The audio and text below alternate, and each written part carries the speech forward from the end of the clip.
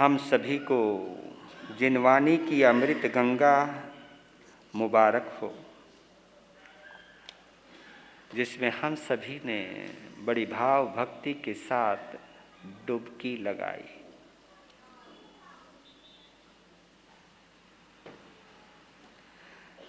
आज कोशिश करते हैं 15, 16, 17 3 अध्ययन करने की कोशिश करते हैं,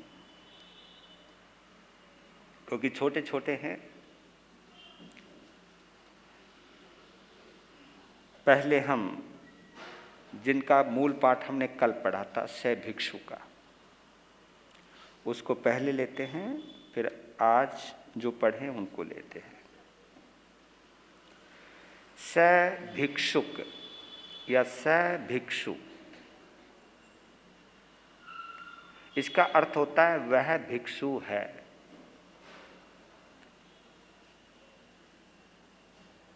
संस्कृत के अंदर दो शब्द आते हैं, एक भिक्षु, एक भिक्षाक। इसको हम बोलचाल की भाषा में बोलें तो एक भिक्षु शब्द है जो प्राकृत का है, और एक प्रसिद्ध शब्द है, वो शब्द है भिखारी। भिक्षु और भिखारी दोनों में अंतर है। भिक्षु यानी भिक्षु कौन है और भिखारी कौन है?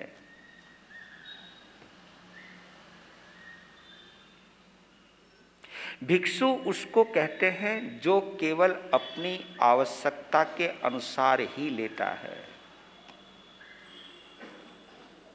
भिखारी वो होता है जितना भी मिल जाए वो भी कम नजर आता है। भिक्षु उसको कहते हैं जिसको आवश्यकता जितना मिल जाए तो भी उसे वो ज्यादा समझता है, यार ज्यादा आ गया। ये उसकी संतोष वृत्ति उसे भिक्षु बनाती है। जितना जरूरी है वो भी आए तो भी वो ज्यादा लगे, वो भिक्षु। और जिसको कितना भी दे दो फिर भी कम लगे, वो भिखारी है ना। यही फर्क है गृहस्थ में भी और संतों में भी। आपको चाहे कितना भी दे दो तो भी कम लगता है ना। तभी तो घर में पूरी मौज है, सब चीज है, फिर भी भगवान के पास जाते हैं, भगवान और दे देना है, और दे दे। मांगने की आदत ही नहीं छोड़ते। और तुम, कमाल की बात है, जो बेचारा रास्ते पे भीख मांगता है उसका तो तुम मजाक बनाते हो, और जो तुम भगवान के आगे भीख मांगते हो। क्योंकि जिसका पेटा नहीं भरा, कहते कि पेट तो भर जाता है लेकिन पेटा नहीं भरता। ये दिल मांगे मोर, तभी तो बन गए भिखारी।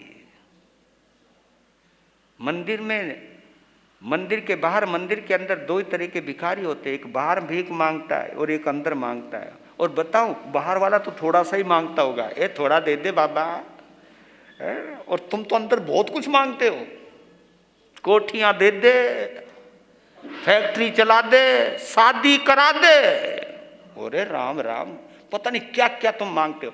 हमें ये सोचना है कि जहां मांग है, जहां डिमांड है, वहां हम भिखारी है। चाहे मैं हूं चाहे आप हो, कोई फर्क नहीं पड़ता। मांग हमें भिखारी बनाती है, चाहे मैं मांगू चाहे आप मांगो। और जहां संतोष आ जाता है, संतुष्टि आ जाती है, वो भिक्षु बन जाता है। और ये भिक्षु आप भी बन सकते हो। इस बाने के बिना भी तुम भिक्षु बन सकते हो, अगर तुम्हें संतोष आ जाए। बस पर्याप्त, इनफ। ये भी हमारी औकात से ज्यादा है। ये भाव आना ही भिक्षुपना है, स भिक्षु। प्रभु की गहराई क्या गजब का बोले होंगे भगवान अंतिम देशना में। ये अमृत निधि है, ये अमृत वाणी है, ये भगवान महावीर की निशानी है। जिनके घर में रहती है ये निशानी, महावीर उसके घर में वास करते हैं। और मैं बताऊं, केवल इसको घर में रखना ही नहीं है, पलट भी लेना है। हम इसलिए बार बार बोलते, वीर प्रभु की अंतिम वाणी उत्तराधन को खोलो। कभी तुम अंदर शोकेस में सजा दो, ये तो प्रतीक रूप में है, सजा रखा है, अच्छा है, ये जब से बंदे खुले नहीं है, पर लेकिन कोई बात नहीं, खुले हुए रखें।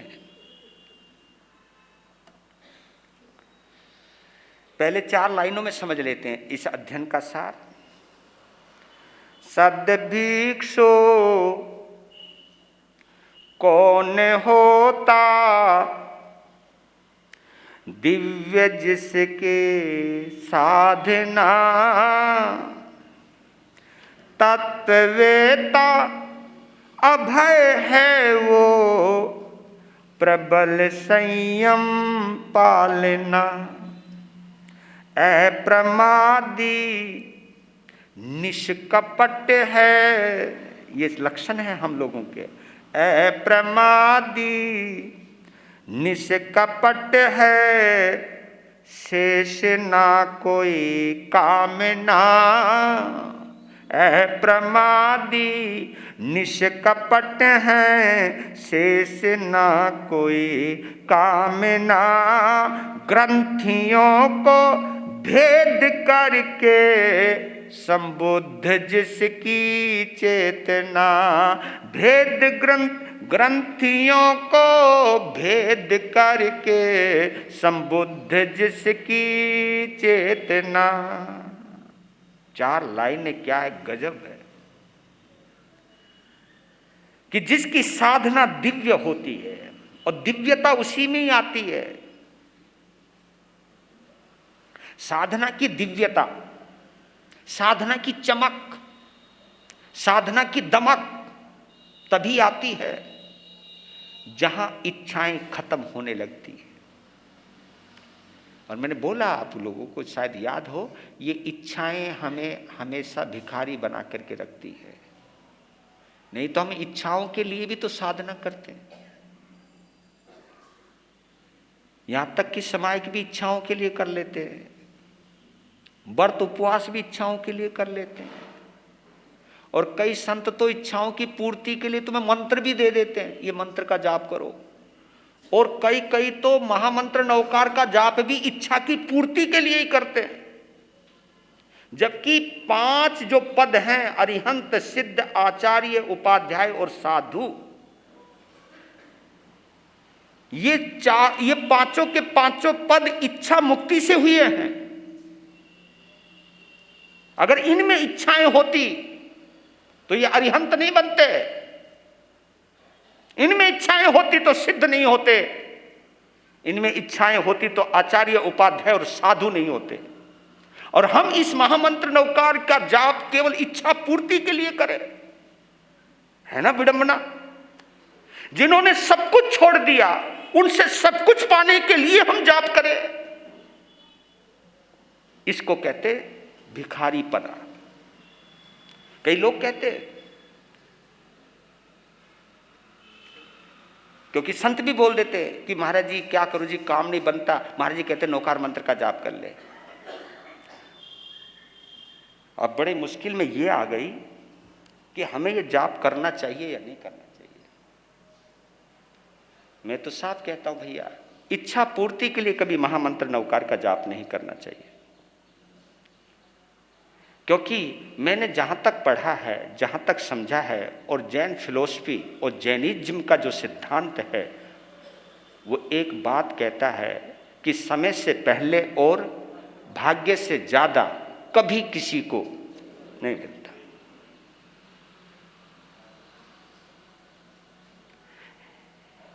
पंच परमेष्टि की साधना इच्छाओं से मुक्त होने के लिए करनी चाहिए। हे परमात्मा, हे अरिहंत, हे सिद्ध, हे आचार्य, हे उपाध्याय, हे संत, मेरी इच्छाएं कम कर दो। क्योंकि ये इच्छाएं जब तक मैं दुखी रहूंगा, मैं भटकता रहूंगा, मैं दूसरों की तरफ ललचाई नजरों से झांकता रहूंगा, मैं बहुत दुखी हो चुका हूं इन इच्छाओं की जकड़न में आकर के। तो साधना की दिव्यता, जितनी इच्छा कम होगी आपकी साधना उतनी ही दिव्य होती जाएगी। सच कहता हूं, जिनकी इच्छाएं कम होती है ना, उनके चेहरे पर लाली रहती है, और जिनकी इच्छाएं ज्यादा रहती हैं, हमारे आगे भी मुंह लटका के बैठ जाते हैं कई तो, अरे यार कम से कम हमारे आगे तो खुश होके बैठ जाओ। पर लेकिन हमें क्या पता वो हमारे से भी कुछ ना कुछ लेने आया है, हमने भी छोड़ दिया तो भी, और फिर भी हम संत लोग भी गड़बड़ में करते चले जाते हैं। तो तत्ववेता अभय है वो प्रबल संयम पालना। वो तत्ववेता, भिक्षु कौन है? तत्ववेता। तत्ववेता उसको कहते जो जीव अजीव को ही नहीं जानता, जो पुण्य और पाप को भी जानता है। तत्ववेता उसे कहते जो आत्मा की साधना कर रहा है, परमात्मा की साधना कर रहा है, वो तत्ववेता है। और जो तत्ववेता है वो कभी डरेगा नहीं। जैसे आजकल के संतों को भी अपनी मान प्रतिष्ठा कहीं गिर ना जाए इसका डर सताता रहता संतों को, यार कहीं चतुर्मास घटिया साबित ना हो जाए।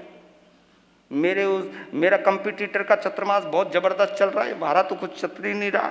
और कभी कभी क्या करते हैं साधु संत अपने लिए पंडितों को बुला लेते हैं, ये पंडित जी बताना यार कोई कौन सा कोई ग्रह चल रहा है क्या। जब हम पंडितों को बुलाने लग जाए और केवल इसलिए कि मेरे पास लोग आने चाहिए, मेरी वाह वाह होनी चाहिए, जो इच्छाओं का गुलाम है वो डरपोक भी होगा, अभय नहीं होगा। जो तत्ववेता होगा वो अभय होगा ही होगा, उसे कोई डर नहीं होगा। हाँ जितना मिलना है मिल जाएगा, नहीं मिला तो मौजा ही मौज। कहते ना आओ तो वेलकम, नहीं तो भीड़ कम।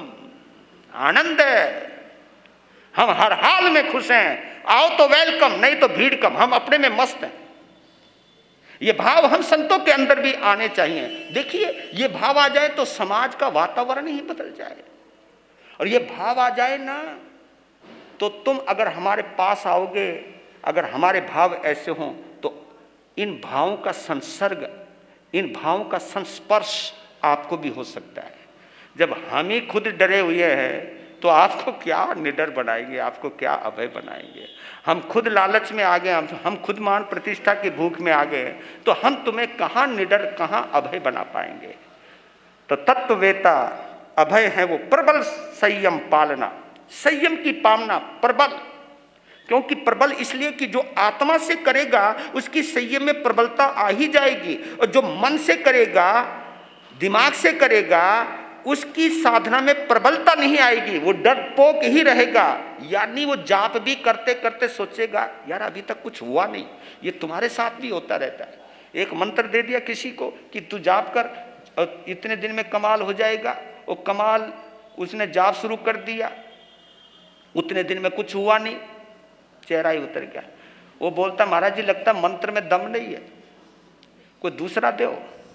अब महाराज जैसे से अटक जाए या आ जाए तो मैं तो कहूंगा तू मंत्र में दम नहीं है, तेरे में ही दम नहीं है, मंत्र में तो दम है। अब जब तू किसी स्वार्थवश करेगा तो जरूरी नहीं है, क्योंकि हर इंसान जब डिमांड पर आता है ना तो ज्यादा ही मांगता है। थोड़ा सा मिल जाए तो और इच्छा पैदा हो जाती है। अप्रमादी निष्कपट है शेष ना कोई कामना। जो भिक्षु है वो अप्रमादी, यानी वो मन के चाल में नहीं आता, अप्रमादी है। विषय कसाय, इंद्रियां, अशुभ योग, इनके चक्रों में नहीं आता है, वो अप्रमादी होता है। और जो अप्रमादी होगा उसके साथ एक और कंडीशन लगी हुई है। जैसे ऊपर बोला मैंने तत्ववेता और अभय, नीचे एक शब्द आया अप्रमादी और निष्कपट। जो अप्रमादी होगा वो निष्कपट भी होगा। निष्कपट यानी सरल, सरल होगा। जो प्रमादी होता है वो कपटी होता है, जो अप्रमादी होता है वो निष्कपट होता है।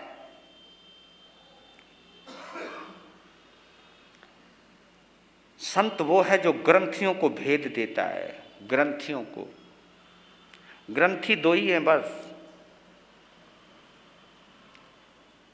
कौन सी? राग और वैसे कहते हैं कि संत को दो बातों पर जरूर चिंतन करना चाहिए, कोहम पर, कोहम है ना, कोहम और क्वाहम, ये दो शब्द आते हैं, एक तो कोहम और एक क्वाहम। कोहम मैं कौन हूं, क्वाहम मैं कहां हूं, मैं कहां हूं, मैं किस जगह हूं, मैं कौन हूं। पहले तो ये पता होना चाहिए मुझे कि मैं संत हूं। मैं कहां हूं यानी इस वक्त मेरे भाव कैसे हैं, मैं कहां पर स्टैंड करता हूं, मैं कहां पर खड़ा हुआ हूं। ये कोहम का प्रतीक और क्वाहम पर जो इन दोनों चीजों को जानता है, कोहम को और क्वाहम को, मैं कौन हूं ये पता अगर मुझे है, गलती कम होने वाली है, सावधान हो जाऊंगा। और क्वाहम का ये पता है, ये गुणस्थान है, क्वाहम का मतलब यहां गुणस्थान भी है, मैं कौन से गुणस्थान में हूं, मैं कौन से भाव को जी रहा हूं। जो भावों की इतनी महीन निगरानी रखता है वो भिक्षु कहलाता है। समझ गए, ये सार है स भिक्षु अध्ययन का। अब चलते हैं ब्रह्मचर्य समाधि स्थान का। 4 लाइनों में समझ लेते हैं इस अध्ययन को। ये 16वां अध्ययन है। ब्रह्मचारी की सभी ही सफल होते साधना से मिलता हुआ है। ये आप तीनों चीज हम लोगों से जुड़ी हुई है। और कभी कभी ये मत समझ लेना कि ये महाराज जी से जुड़ी हुई है, नहीं नहीं नहीं यार, तभी गड़बड़ कर जाता है, श्रावक यही गड़बड़ करता है। क्योंकि ये तो संतों को ही ऐसा होना चाहिए। आपको एक बात बताऊं, आपका और हमारा जोड़ा कब बनेगा? अगर हम संत हैं, हम साधु हैं, तो आप भी कौन हो? कौन हो? श्रावक। कोई साध्वी है तो आप कौन हो? श्राविका। यही तो हमारे यहाँ 4 तीर्थ हैं। हमारे यहाँ इनको 4 तीर्थ माना, तीर्थ, साधु, साध्वी, श्रावक और श्राविका। हम अगर महावर्ती हैं तो आप भी अनुवर्ती हो, अनुवर्ती होना चाहिए। आप है ना सारे के सारे नियम हमारे लिए लागू रखते हो, क्योंकि महाराज को ऐसा होना चाहिए, महाराज को ऐसा होना चाहिए। एक ने क्या बोला, मुझे बड़ा गजब हो गया। एक ने बोला, महाराज हम आप में अपना भगवान देखते हैं। कहा अच्छा, सब जी सुनिए शब्द उनके। उन्होंने कहा जी हम आप में भगवान देखते हैं। तो मैं बोला हम भी आप में देवता देखते हैं। हाँ। अगर हम भगवान के रास्ते पे चले तो भैया आप भी तो देव बनिए, तभी तो कॉम्बिनेशन होगा। तो इसलिए सारे नियम साधु साध्वियों के लिए मत रखा करो, कुछ नियम अपने लिए भी रखा करो, कुछ बदलाव अपने अंदर भी लाया करो। एक दोहा है, वो सुना रहा हूं आपको। साध ने डुबाया श्राविका, यानी हमने तुमको डुबो दिया और तुमने साध ने डुबाया श्राविका, श्रावका ने डुबाया साध, दोनों डुबा बापड़ा, दोनों डुबा बापड़ा, श्री जिनवयन विराध, श्री जिनवयन विराध। साध ने डुबोया श्रावका, साधुओं ने श्रावकों को डुबो दिया। डुबो रही है। जब मैं तुमसे ये कहने लग जाऊं, तेरे घर में कोई प्रॉब्लम हो, तेरे बच्चों की शादी ना होती हो, तेरे पास कोई चीज कमी हो, तू मेरे पास आ जा, मैं सब कुछ कर दूंगा। यानी हमने कर्म सिद्धांत की धज्जियां उड़ा दी है, हमने जिनवानी का रास्ता ही खत्म कर दिया है। अगर मैं तुम्हें ये कहने लग जाऊं कि तू चिंता मत कर, मैं हूं ना, मैं तेरा भाग्य विधाता बनने को तैयार हूं। ओ बोलिया, तू खुद अपने भाग्य का विधाता बन, तू सामने वाले का क्या बन रहा है? ये अहंकार पैदा करवाती है ये फीलिंग हमारे अंदर। मैंने 10 जनों को एक शब्द बोल दिया कि ये हो जाएगा, ये हो जाएगा। हो सकता है 10 जनों में से 3-4 जनों का वैसा हो जाए, क्योंकि सरस्वती बैठी रहती है जबान पर। और संतों ने हिसाब लगा रखा है कि 100 जनों को बोलूंगा, 40-50 को भी बात लग गई, वो 40-50 100 जनों को और जोड़ देंगे मेरे से। अगर जिनकी नहीं लगी हट जाएगी। पर लेकिन साधने डुबोया श्राव का, अगर मैंने आपको लालची बनाया है, मैंने अगर आपकी इच्छाओं को बढ़ाने की और प्रेरणा दी है, टेंशन ना ले, जो तुझे करना है कर, मैं तेरे साथ हूं। ये मंत्र ले, मैं तेरे लिए साधना करूंगा, ये यंत्र ले, तू यहां लगा वहां लगा, ये सब कुछ तेरे साथ हो जाएगा। ये हम डुबो रहे हैं आप लोगों को। और फिर जब मैं तुम्हें डुबोऊंगा तो तुम भी तो हमें डुबोगे। ये तो भाई रिश्ता है, जबकि रिश्ता तिरने और तारने का है। हम दोनों का रिश्ता, अगर मैं गिर जाऊं तो तुम मुझे संभाल लो, तुम गिरने लग जाओ तो मैं संभाल लूं। ये रिश्ता है तुम्हारा और हमारा। ये डूबने और डुबाने का रिश्ता नहीं है, ये तिन्नानम तारियानम का रिश्ता है। और ये तभी होता है जो बीच में बोला है, श्री जिन वयन विराध। जब हम जिन वचनों की विराधना करते हैं वहीं से ही गिरावट आनी शुरू होती है।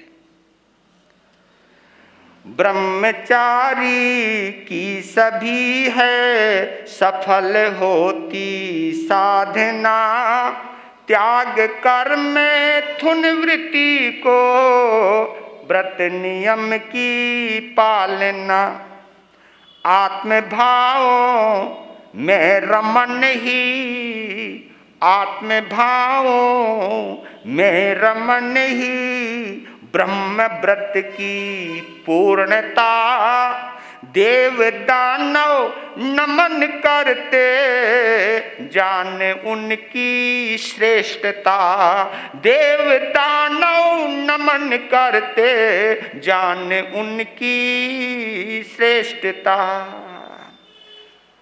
ब्रह्मचारी की सभी हैं सफल होती साधना। ब्रह्मचारी की कोई भी साधना अधूरी नहीं रहती, जो भी वो साधना चाहे, क्योंकि जिसने ब्रह्मचर्य को साध लिया, ये समझो उसने सबको साध लिया। जिसने काम को साध लिया, जिसने वासना को साध लिया। ये देखिए, त्याग कर मैथुन वृत्ति को व्रत नियम की पालना। मैथुन कहते हैं 2 शरीरों के मिलन को, उसको हम कहते हैं जिससे संसार बनता है, उसको मैथुन की प्रक्रिया बोली जाती है। इसको ब्रह्म भी बोलते हैं। ये संसार के लिए है, लेकिन आप लोगों के लिए भी ये नियम। ये बताओ आप लोगों को कि ब्रह्मचर्य का नियम आप लोगों के लिए भी अनुव्रत का जो नियम है, 12 व्रतों में स्वेदारा संतोष व्रत भी आता है। अपनी औरत से ही संतुष्ट रहना, अपनी औरत पे ही प्रसन्न रहना। आपके लिए भी आता है अपने पति से ही संतुष्ट रहना। ये जो चीजें आती हैं, नियम बांध दिया हमारे यहाँ, उसको भी सती कहा है, उसको भी ब्रह्मचारी कहा है, गृहस्थी को भी ब्रह्मचारी कहा है। किस अवस्था में कहा है? जब अपनी एक ही रिश्ते के अलावा सब रिश्ते माँ बेटी बहन की दृष्टि से नजर आए, मन में बिल्कुल भी मलिनता ना आए, आकर्षण ना आए, वो भी ब्रह्मचारी है। मन जहां भटकने लगता है, और ये मन तुम्हारा भी भटक सकता, मेरा भी भटक सकता भैया, क्योंकि वासना आप में भी है, हमारे में भी है, क्योंकि 4 संज्ञाएं हमारे अंदर भी हैं। भूख किस संज्ञा से लगती है? आहार संज्ञा से। आहार संज्ञा की वजह से भूख लगती है। भय संज्ञा की वजह से डर लगता है। मैथुन संज्ञा की वजह से शरीर अपोजिट सेक्स के प्रति आकर्षण पैदा होता है, वो मैथुन संज्ञा है। और परिग्रह संज्ञा उसको कहते हैं कुछ जमा करने के भाव जो हमारे अंदर आते हैं, ये परिग्रह संज्ञा है। भविष्य के लिए मैं जोड़ करके रख लूं, ये परिग्रह संज्ञा है। और ये संज्ञा हर किसी में, संतों में भी मेरे चेले बढ़ जाए, मेरे भगत बढ़ जाए, ये संज्ञा हमारे अंदर भी है, परिग्रह की संज्ञा हमारे अंदर भी है। और सब संज्ञाएं अपना काम करती है, लेकिन इन संज्ञाओं के प्रभाव को अगर कहीं रोकना है तो उसके लिए कुछ सुझाव दिए हैं भगवान ने, कुछ रास्ते बताए हैं। 10 ब्रह्मचर्य समाधि स्थान बतलाए हैं, मैं संक्षेप में बतला देता हूं।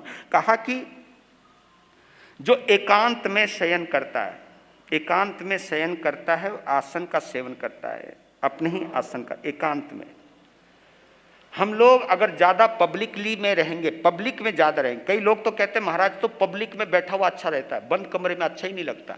देखिए, बंद कमरे में किसी के साथ बैठना गलत है। एक मैं रिपीट कर देता हूँ, कईयों की खोपड़ी खराब रहती है कि फला महाराज जी तो कमरे में बैठा रहा है। कमरे में किसी के साथ बैठना गलत है, लेकिन कमरे में अपने साथ बैठना साधना है, अपने आप में रहना साधना है। पब्लिक डीलिंग ज्यादा नहीं करनी चाहिए हम लोगों को, ये आप भी जानते हो, मैं भी जानता हूं। पब्लिक डीलिंग अगर ज्यादा बढ़ेगी, धर्म प्रभावना की दृष्टि से आप कुछ भी कह लीजिए, मैं मना नहीं करता हूं, लेकिन ये हमारे लिए बोला गया है। जो स्त्रियों की कथा नहीं करता, दूसरा समाधि स्थान, जो स्त्रियों की चर्चा बाद में नहीं करता, उसकी ऐसी है, उसकी ऐसी है, उसका रूप ऐसा, उसका सूट ऐसा, ये चीजें हम लोगों को नहीं करनी चाहिए। स्त्रियों के साथ एक आसन पर नहीं बैठना, मतलब एक ही आसन के ऊपर नहीं बैठना। हमारे यहाँ तो ये नियम है कि जिस कुर्सी के ऊपर अगर कोई स्त्री बैठी है तो 48 मिनट तक उस जगह पर बैठना भी नहीं, एक पहर तक भी नहीं बैठना। कई लोग बोलते रहते हैं, ये अनावश्यक नहीं बोला है, जरूरी बोला है। ये स्त्रियों, ये शादियों के लिए भी पुरुष के साथ वही चीज है, पर लेकिन यहां पर केवल स्त्रियों की चर्चा की गई है। हो सकता है संत का संयम ज्यादा या संतों को ज्यादा खतरा होगा, ये हो सकता है। स्त्रियां तो भी स्त्रियां अपने आप को बचा करके रखती हैं, क्योंकि स्त्रियों का जो बॉडी क्लेवर है, जो शरीर संस्थान है, वो बड़ा खतरनाक भी होता है। वहां सावधान स्त्रियां रखती हैं, लेकिन पुरुष सावधान रहने की जरूरत नहीं है। इसलिए शायद संत के लिए ऐसी मर्यादाओं की पालना करनी आवश्यक बताई गई है कि स्त्रियों के साथ एक आसन पर नहीं बैठना, स्त्रियों के अंगों पांगों को नजर गड़ा करके नहीं देखना, स्त्रियों के कूजन को, रुदन को, गीतों को, जो मोहब्बत के गीत गाएं, कोई हास्य, आक्रंदन, इन गीतों के ऊपर ज्यादा रस नहीं लेना चाहिए। संत को गृहस्थ अवस्था में भोगे हुए भोगों को याद भी करना नहीं चाहिए। ये छठा स्थान है। और यह भी कहा कि संत को रस युक्त गरिष्ठ भोजन भी नहीं करना चाहिए। गरिष्ठ भोजन है मलाई मार के और ये मार के वो मार के, जब हम गरिष्ठ भोजन करते हैं वो कहीं ना कहीं तो भैया हमारी इंद्रियों में चंचलता पैदा तो करेगी। क्योंकि कोई संत कहता है कि मेरा कभी भी दिमाग खराब नहीं होता, वो झूठ बोल रहा है। क्योंकि अगर तेरे पास संज्ञा है और ऊपर से गरिष्ठ भोजन भी कर रहा है, मन चंचल है, तो भैया भटकाव आना ही आना है। इसलिए कहते कि रस युक्त पौष्टिक भोजन से बचना चाहिए। और यह भी कहा है कि मात्रा से अधिक भोजन और पानी का सेवन नहीं करना चाहिए। मतलब हमारे यहां बोला कि भोजन भी करो तो उनोदरी करो, भोजन करो तो पेट भर के नहीं करना, पेट भर के नहीं करना, शरीर को सजाना नहीं, और शब्द, रूप, रस, गंध और स्पर्श, क्योंकि ये 5 इंद्रियों के ये विषय होते हैं। आंखें रूप को देखती हैं, जीभ रस को लेती है, कान शब्द को सुनते हैं, नाक गंध को सूंघती है, और ये शरीर छूता है, स्पर्श इंद्री। इनके अंदर इन 10 समाधि स्थानों का ध्यान रखना चाहिए। और ये कहा है आत्म भाव में रमन ही ब्रह्म व्रत की पूर्णता। आत्म भाव में जो रमन करता है, आपको एक चीज और बतला देता हूं, शरीर के प्रति आकर्षण, ये शरीर का शरीर से जोड़, ये मैथुन प्रक्रिया है। लेकिन ब्रह्म प्रक्रिया मालूम है कौन सी है? आत्मा का आत्मा से मिलन होना, ये ब्रह्मचर्य है। आत्मा का परमात्मा से जुड़ना, ये ब्रह्मचर्य है। क्योंकि परमात्मा निर्विकार है और आत्मा भी निर्विकार है। जब ये निर्विकार से मिलती है तो हम भी निर्विकार हो जाते हैं। इसलिए इस साधना में जितनी गहराई आती जाए, अगर ये हृदय तक पहुंच जाए, मन वचन काया तक पहुंच जाए, तो बोला है देव दानव गंधवा जख रखस्य किन्नरा बंभियारिम नमम संति दुक्करम जम करंती, कि उनको देवता भी, दानव भी, यक्ष भी, किन्नर भी, यानी जितनी भी देवताओं की कैटेगरी हैं, देवलोक की जितनी भी कैटेगरी हैं, देव दानव गंधवा जक रखस्य किन्नरा, ये सभी देव जाति आ गई है इसके अंदर। बंभियारिम नमम संति, ब्रह्मचारी को नमन करती है। क्यों करती है? दुष्कर्म जम करंती थे, क्योंकि वास्तव में दुष्कर कार्य करते। ये बहुत बड़ा काम है कि शरीर में रहते हुए शरीर के आकर्षण से दूर होना, मन में रहते हुए मन के प्रभाव से अछूत रहना, बड़ी अद्भुत साधना है। पर लेकिन ये साधना हो जाती है अगर हम आत्मा को परमात्मा से जोड़ने का प्रतिदिन अभ्यास करें, क्योंकि ये अभ्यास की जरूरत है। अभी हम छद्मस्त हैं, हमसे भी गलती हो सकती है। अभी हम भी रस लेने के इच्छुक हैं, रस लेते लेते हमसे भी गलतियां हो सकती है। तो मेरे श्रावक को, आप लोगों को भी हमारा सहयोग करना चाहिए और हमें भी आपको बचा करके रखना चाहिए। 17वां अध्ययन पाप श्रवण, क्योंकि आज संतों से जुड़ा हुआ मामला, आज तीनों के तीनों अध्ययन संयोग से यह है पाप श्रवण। साधु भी पापी होता है और संत को अपने पाप का पता होना चाहिए। अगर संत को अपने पाप का पता नहीं रहेगा तो उसका पाप बढ़ता ही जाएगा। साधु को अपने पाप का पता चल गया तो पाप घटता भी जाएगा। जिस चीज की सूचना मिल जाए, जिस चीज का हमें पता लग जाए तो वो घटना शुरू हो जाता है। 4 लाइनें इसमें भी सुन लेते हैं। ले प्रवर्जा सिंहवृत्ति से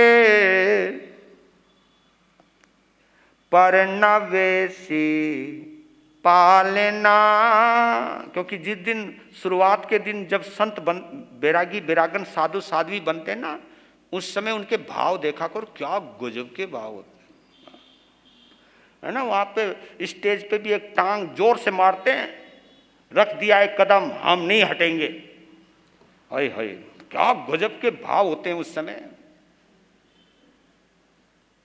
तो कहते कि ले प्रवर्जा सिंहवृत्ति से परनवेशी पालना, बन के स्वेच्छाचारी फिरना, श्रमण चर्या टालना, गुरुजनों से व्यर्थ वह करता रहे प्रतिवाद है, पापी शर्मन को अंत में केवल मिले अवसाद है।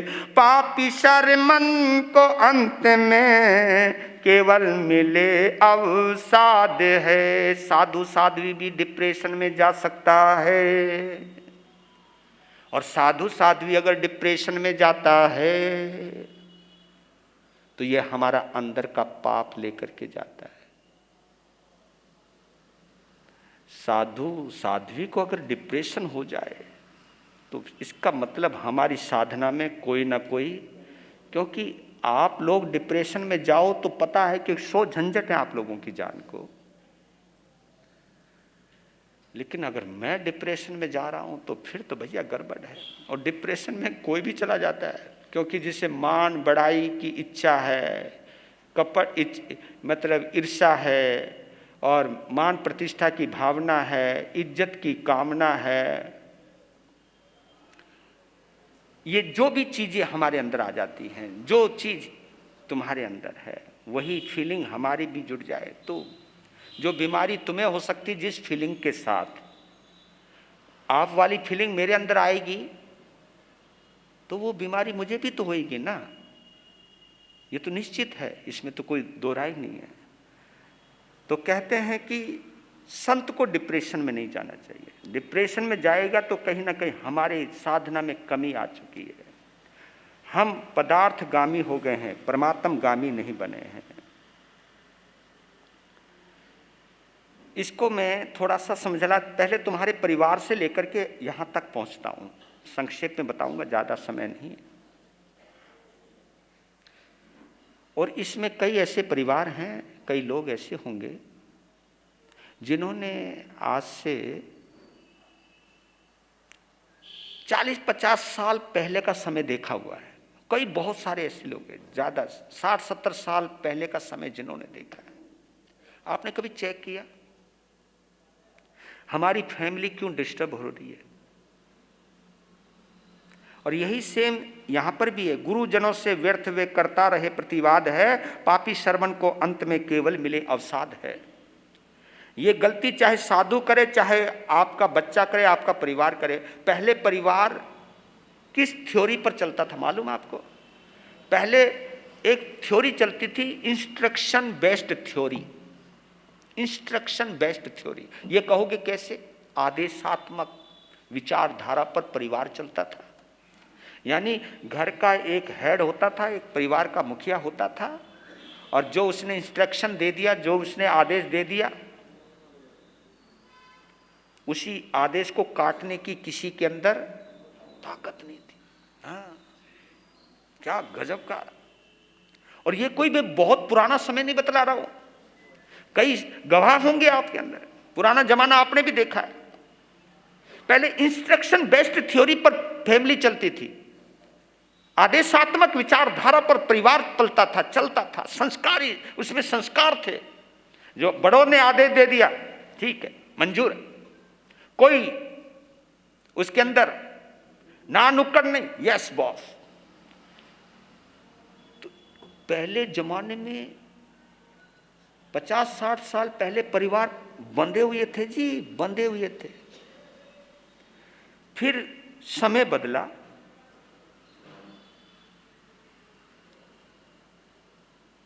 फिर डिस्कशन बेस्ड पर थ्योरी, डिस्कशन बेस्ड थ्योरी पर चलने लगा। फिर एक सा आया कि बड़ों ने कुछ कह दिया तो छोटे सब आपस में बैठ गए कि पहले इसके ऊपर चर्चा कर लो, थोड़ा विचार विमर्श कर लो। इसको डिस्कशन बोलते हैं, डिस्कशन, विचार विमर्श कर लो। होगा वही जो बड़े करेंगे, लेकिन हमारी भी सुन लो। तुम्हें उचित लगे इसमें कुछ सुधार करने तो कर लो, नहीं तो कोई बात नहीं, जो तुमने कह दिया वो हम करेंगे। एक समय वो भी आया जब डिस्कशन पर चर्चा होने लगी, विचार विमर्श होने लगा किसी बात के ऊपर, ये करना है या नहीं करना है। यहां तक भी बात ठीक थी।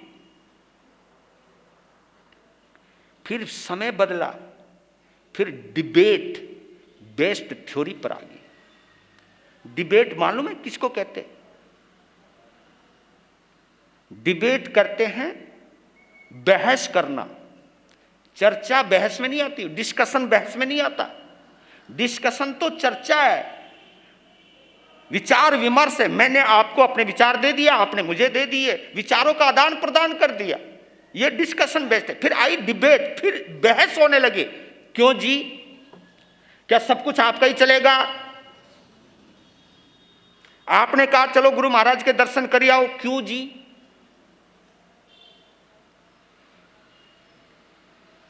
गुरु महाराज हमारा धर्म है, गुरु महाराज चतुर्मास करने आए हैं, जाना चाहिए इतनी दूर से, क्या मिलेगा? क्योंकि आजकल है ना, क्या मिलेगा ये घुस गया अंदर।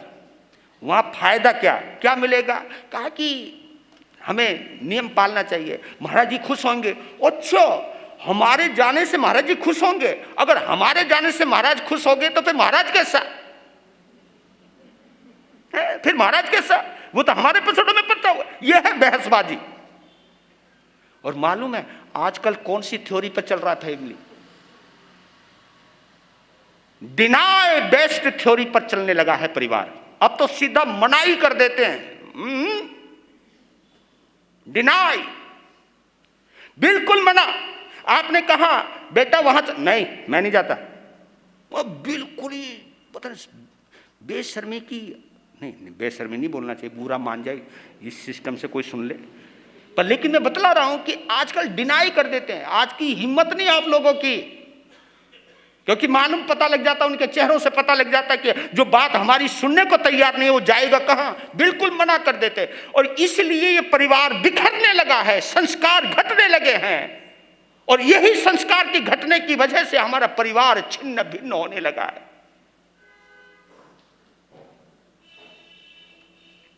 50-60 साल में इतना परिवर्तन आ गया। मैं तो सोचने लग रहा हूं कि अगले 10-12 सालों में क्या होने वाला है, मैं सोच भी नहीं सकता हूं। इसलिए कहा कि अगर तुम्हारा परिवार बिखर गया, मैं सच कहता हूं, अगर तुम्हारा परिवार बिखर गया तो हमको भी बिखरने से कोई नहीं रोक पाएगा, क्योंकि हमारे को संभालने वाले तुम हो, तुम्हारे संस्कार है। अगर तुम्हारा ही परिवार नहीं बचेगा तो हम कहां बचेंगे फिर। इसलिए बहुत डर लगता है मुझे आने वाले भविष्य से कि क्या होगा मेरी समाज का। पहले तो हम संतों ने ही समाज को बांट करके रख दिया है, और आजकल तो पहले मैंने वो देखा है कि गुरु का इतना कठोर अनुशासन होता था शिष्य के ऊपर, क्या मजाल है शिष्य बोल जाए। जैसे तुम्हारी हिम्मत नहीं है ना अपने बच्चों को कुछ कहने की, वो हिम्मत हमारी भी नहीं अपने चेलों को कहने की। लज, क्योंकि भैया खाते भी तो तुम्हारा ही है, वही हो रहा है। तो ये पाप शर्मन जो है ये बोल रहे हैं कि मैं संत बन गया हूं, अब कपड़े की कोई चिंता नहीं, भोजन की कोई चिंता नहीं, लोग वंदना भी करेंगे, रोटी भी देंगे, कपड़े भी देंगे। वो छोड़ना की करना है, तपस्या करके अपने मौज करो, है ना, पाँव पुजवाओ, खूब खाओ, है ना, नींद आवे सो जाओ ना। ये चीजें अगर हमारे अंदर आती है तो मैं ये कहता हूं कि मैं संत बना हूं तो साधना का कोई ना कोई पक्ष अपने साथ रखूं। मुझे ये हर पल ध्यान रहना चाहिए मैं संत हूं, मैं आम गृहस्थी नहीं हूं, मुझे कुछ उनसे अलग रहना है, मुझे कुछ उनसे अलग करना है, मैंने आत्मा की साधना करनी है, मैं संसार को घटाने आया हूँ, मैं संसार को बढ़ाने नहीं आया हूँ।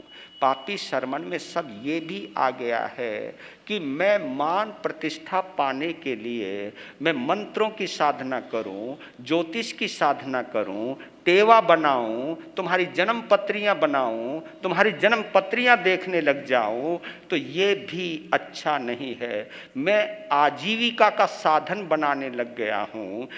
संतों के हाथ में आगम शोभा पाते हैं और मैं आगमों को छोड़ करके ज्योतिष की किताबें पढ़ने लग जाऊं, कुछ ऐसे यंत्र और मंत्रों की साधना करने लग जाऊं ताकि लोग मेरे से प्रभावित हो जाए। अरे तू कब तक लोगों को प्रभावित करेगा? लोगों को प्रभावित करने के चक्कर में कहीं तू अपनी आत्मा का पतन तो नहीं कर लेगा, कहीं तू अपनी साधना को विराम तो नहीं लगा देगा, कहीं तेरी जीवन के अंदर गिरावट तो नहीं आ जाएगी। तू तो खुद उठने के लिए आया था, कोई गिरा हुआ है उसको उठाने का प्रयास कर, यही तो तेरी साधना का उद्देश्य है। ये भावना जब तक हमारे अंदर रहेगी तभी हमारी साधुता सुरक्षित रहेगी, नहीं तो कभी भी कोई भी पल हमको पापी शर्मन में बदल देगी। आज इतना ही।